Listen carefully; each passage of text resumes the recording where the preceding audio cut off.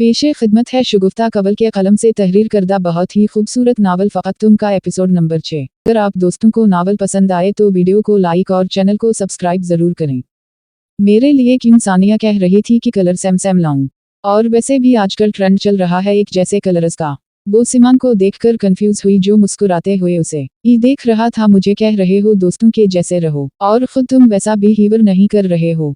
इसने शिकायती नजरों से उसे देखा। अच्छा अब नहीं करता तुम बोलो, मुझे कुछ नहीं बोलना, तुम चलो जो भी लेना होगा वहीं डिसाइड कर लीजिए। वो अपना पर्स उठाते हुए खड़ी हुई। तुम जाकर गाड़ी में बैठो, मैं बिल पे करके आता हूँ। फंक्शन के लिए घर के लॉन को ही सजाया गया था, बावजूद इसके ज्यादा लोग इनवाइटेड नहीं थे, मगर तैयारी को देखकर लग रहा था जैसे किसी बड़े पैमाने पर लोग मदऊ हों। ऐना और सानिया ने उसको ला कर सिमान के साथ स्टेज पर बिठाया। गिरे रंग की फराक में हमरंग चूड़ियों और हल्की फुल्की ज्वेलरी में बल्ला शुबाह वो बहुत हसीन लग रही थी। सिमान को वो कलर जिन दफ्तों से मिले थे वही जानता था। अगर कलर मिल जाता तो उसे डिजाइन पसंद नहीं आता, और अगर डिजाइन पसंद आ जाता तो कलर का मसला था। बल्ला आखिर उसने एक डिजाइनर को अर्जेंट ड्रेस का ऑर्डर देकर बनवाया। मुझे तो लगा था तुम बहुत वावेला मचाओगी, मगर तुम तो हर काम में ऐसे पेश हो जैसे कोई बात ही ना हो। हारून ने ऐना के पास बैठते हुए कहा, मैं इन वावेला मचाऊंगी, दोनों में से कोई भी मेरा बॉय फ्रेंड नहीं है। ऐना ने स्टेज की तरफ देखते हुए जवाब दिया। जहां सिमान रंग पहना रहा था दोनों हो भी नहीं सकते क्योंकि सनम लड़की है, मगर सिमान तो थानावाद दिमाग ठीक है। किया बकवास कर रहे हो कि ऐना ने इसे पलटकर खा जाने वाली नजरों से देखा। मुझे क्या जरूरत है बकवास करने की, तुमने खुद ही कहा था कि तुम मेरे दोस्त में इंटरेस्टेड हो। हारून ने हैरानगी से उसे देखा कि वो एक दो बार इसे कह चुकी है वो इसके दोस्त को पसंद करती है। कियामी ने सिमान का नाम लिया था। सनम भी रंग पहना चुकी थी।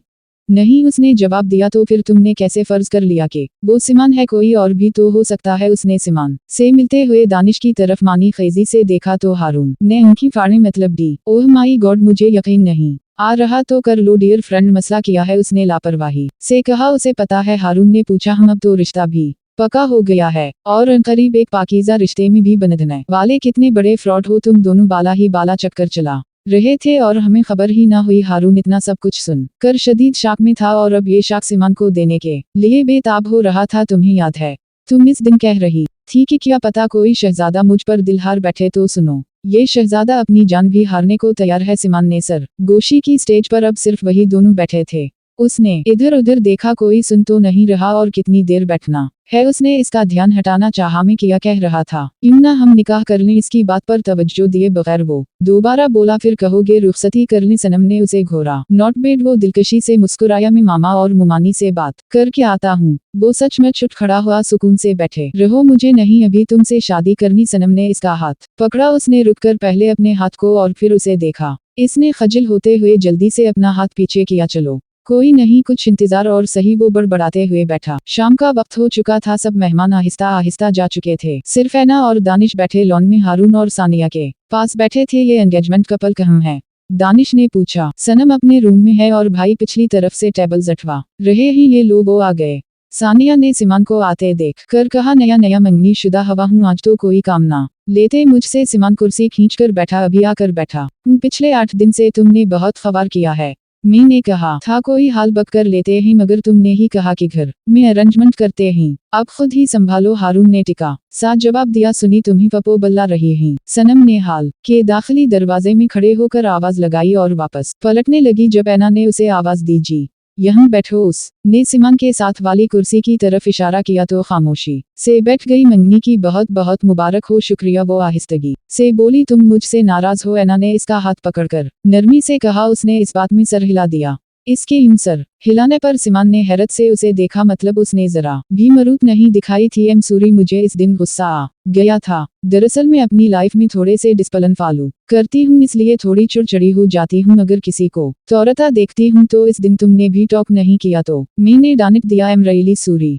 इसकी रंग को देखते हुए ऐना ने कहा, मैं इस वजह से नाराज नहीं हूँ, वो तो मुझे याद भी नहीं था और वैसे भी मेरी गलती थी, इसलिए आपने डांटा। उसने चेहरे पर आए बाल पीछे करते हुए कहा, फिर किस वजह से नाराज हो?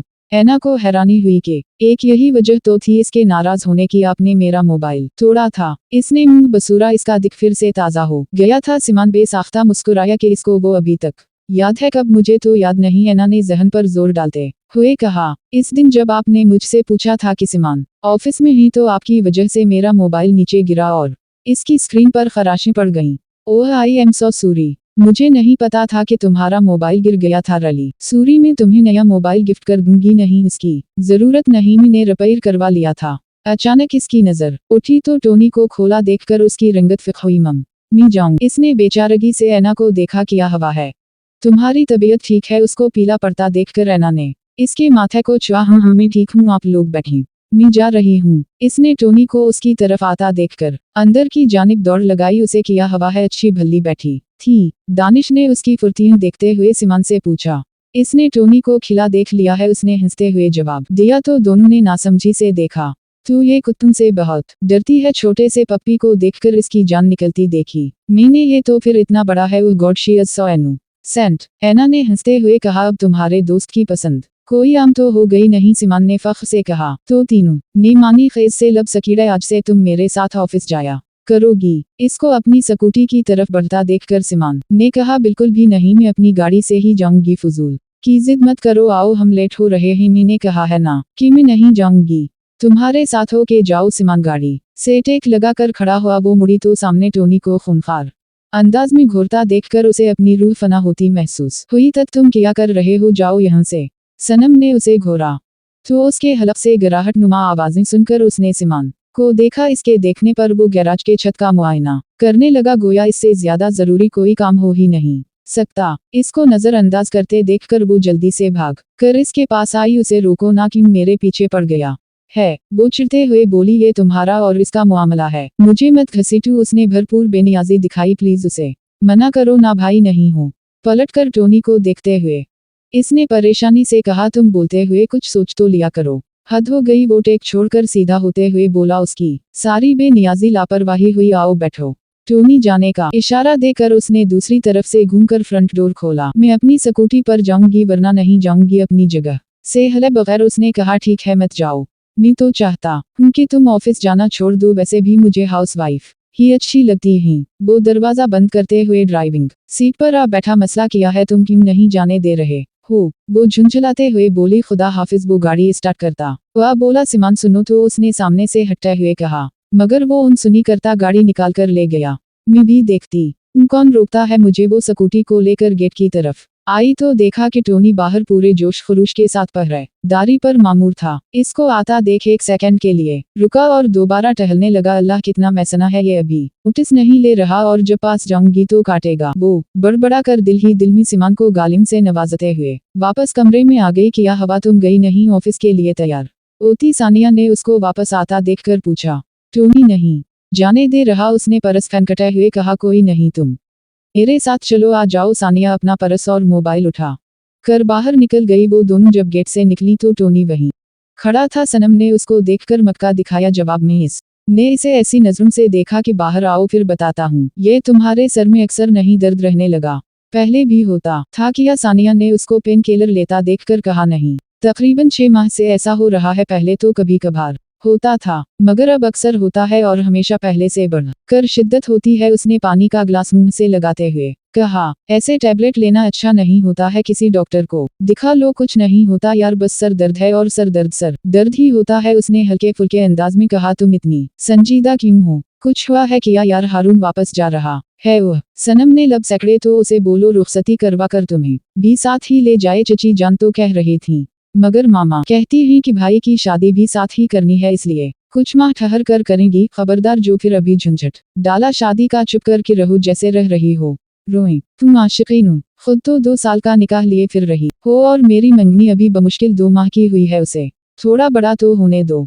इसके अंदाज पर सानिया हंसी। चलो भाई, तुम्हारी खातिर ये कुर्बानी भी सही। वो हंसती हुई बाहर निकल गई। उसे एक बार फिर अपने सर में शदीद दर्द महसूस हुआ तो वो सर थाम कर रह गई। लगता है अब चाय ही पीनी पड़ेगी। वो उठते हुए बड़बड़ाई। सनम जल्दी कर लो, और कितनी देर है? सिमान काफी देर से इसके ऑफिस में बैठा था। ऑफिस वो इसके साथ आती जाती थी, इसलिए अब वो इसके इंतजार में था कि कब काम खत्म हो और घर के लिए निकली। छुट्टी वे भी 20 मिनट गुजर चुके थे, मगर वो हनूज लैपटॉप पर झटकी काम कर रही थी। अब अगर तुम नहीं उठी ना तो मैंने लैपटॉप बंद कर देना है, चाहिए फिर तुम्हारी फाइल खराब होती है तो हो जाए। वो उकता कर उठ खड़ा हुआ। अच्छा बस सेव कर लूं, इसके तेवर देखते हुए उसने जल्दी से सेव कर ये लैपटॉप बंद किया और पर्स उठाकर बाहर की तरफ निकली। वहाँ कहाँ जा रही हो? लफ से चलते ही इसको सीढ़ियों की तरफ जाता देखकर सिमान ने कहा, मुझे नहीं लफ से जाना, मैं हमेशा सीढ़ियां ही यूज करती हूँ, तुम जाओ मैं आ जाऊंगी। सनम मैं क्या करूँ तुम्हारा, तुमने हर काम उल्टा क्यों करना होता है? हम लोग सेम फ्लोर पर खड़े हैं, नीचे उतरते उतरते टांगें अकड़ जाएंगी, मुझे खौफ आता है लफ से, ऐसे लगता है मेरा दम घट जाएगा,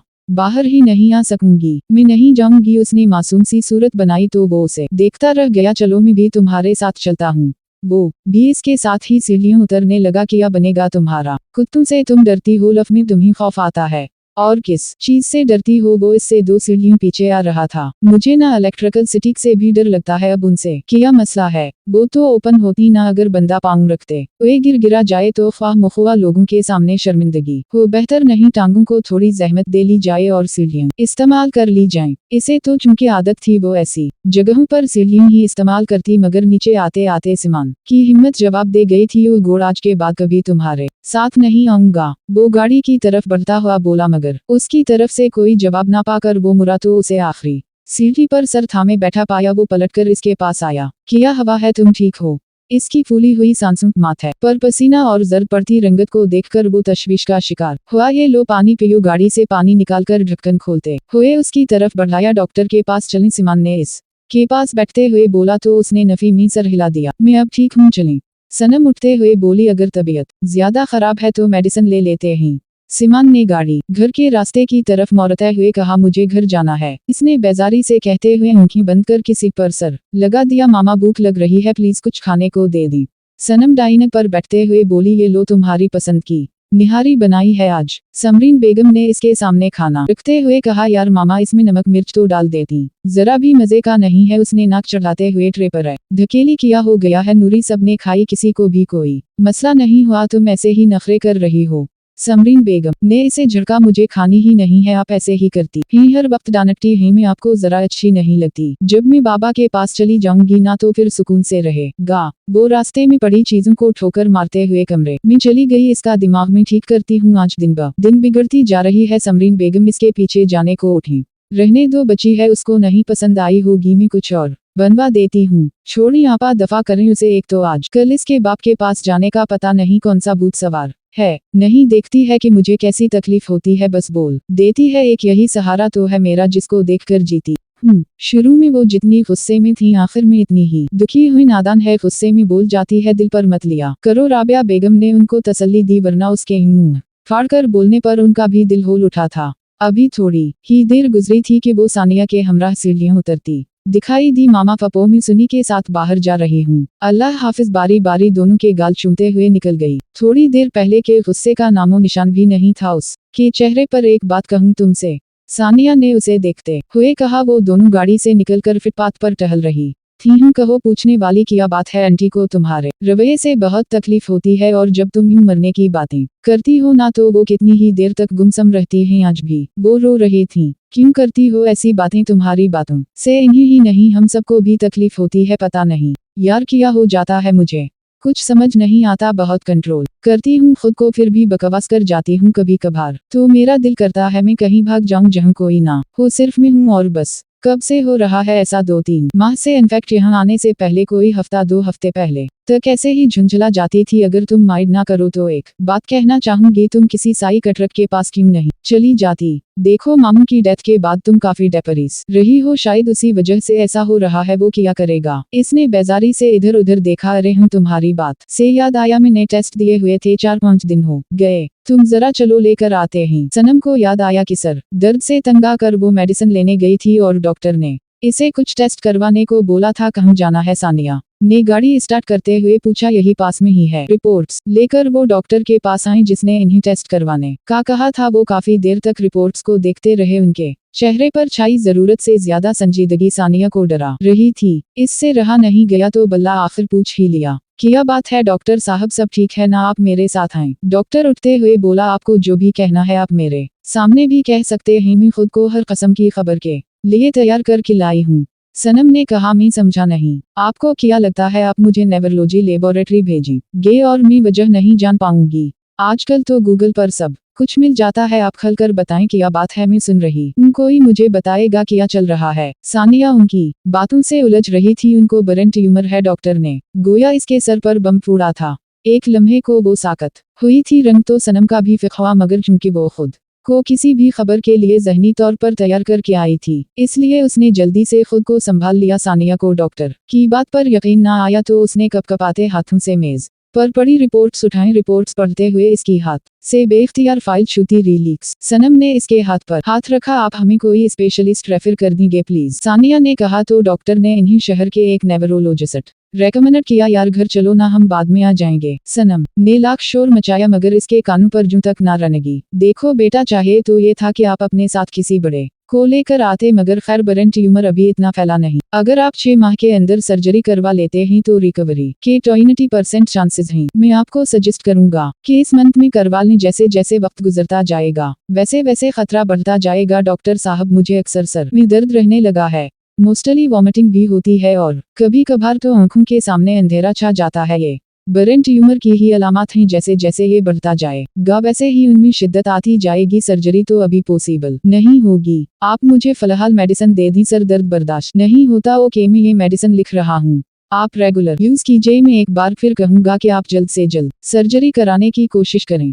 वो मेडिसिन लेकर घर वापस जा रही थी। घर के नजदीक पहुंचकर एक पार्क के सामने सनम ने गाड़ी रुकवाई और सानिया को लेकर पार्क में आ बैठी। क्या बात है, बीमार में हूँ, रंगत तुम्हारी नचड़ गई, उसने हल्के फुल्के अंदाज में कहा। मुझे बहुत डर लग रहा है सनम, ये बहुत खतरनाक होता है और ब्रेन का हिस्सा भी तो बहुत नाजुक होता है, कैसे होगा ये सब? वो खोए खोए अंदाज में बोली। तो वो बदौकत मुस्कुराई, कुछ नहीं होगा, अल्लाह बेहतर करेगा। अल्लाह की तरफ से ये आजमाइश आई है तो वही निकालेगा, तुम टेंशन ना लो। सही कह रही हो, आज ही भाई से बात कर कि सर्जरी का बोलती हूँ, मैं रेस्ट बिल्कुल भी नहीं लेना चाहती। तुम परेशान मत होना, हम लोग हैं ना। खुद वो परेशानी से मरने वाली हुई बैठी थी, मगर इसको तसल्ली दे रही थी। मैंने उसी लिए तुम्हें यहाँ रोका है। अब मेरी बात ध्यान से सुनो, तुम घर जाकर कुछ नहीं बताओगी, ना अपनी मामा को, ना मेरी मामा को, और ना ही सिमान को, किसी को भी कुछ नहीं बताओगी, समझ रही हो ना? सनम ने इसका हाथ दबाते हुए कहा। तो इसकी आंखों में बेयकीनी उभरी। तुम्हारा दिमाग ठीक है, अगर किसी को नहीं बताएंगे तो इलाज कैसे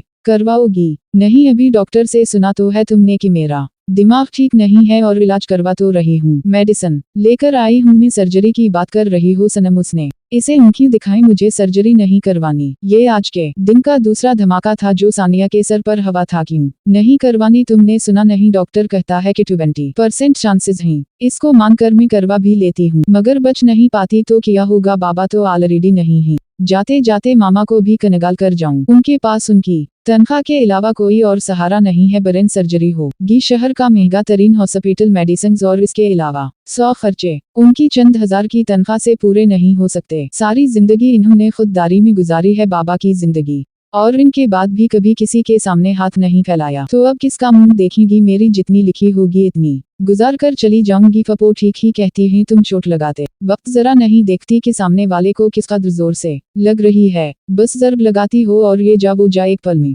तुमने हमें पराया कर दिया है, इतने पैसे तो ही भाई के पास कि वो तुम्हारा बेहतरीन से बेहतरीन इलाज करवा सकें। बेशक वो करवा सकते हैं, मगर मैं करवाना नहीं चाहती। तुम लोगों के खुलूस पर मुझे कोई शक नहीं, मगर अपनी जिंदगी पर अब कोई भरोसा नहीं रहा। मैं अब अपनी जात से किसी को तकलीफ नहीं देना चाहती और ना ही किसी पर बोझ बनना चाहती हूँ, सनम ने कहा। तो उसने नाराजगी से रुख फेरा। देखो सुनी, तुम समझ नहीं रही हो।